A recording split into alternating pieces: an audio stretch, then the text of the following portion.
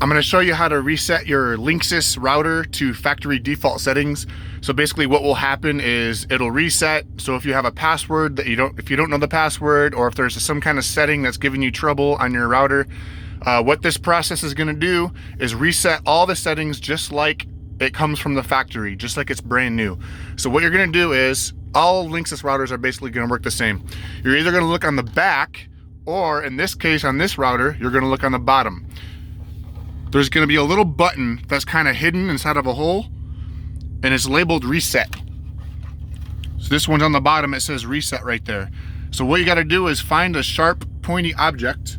For example, I have my trusty handy dandy safety pin here.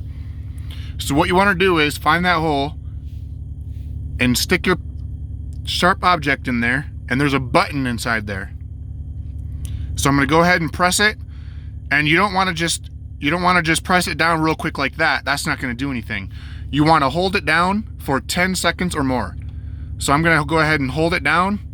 I'm going to press it in for 1, 2, 3, 4, 5, 6, 7, 8, 9, 10, 11.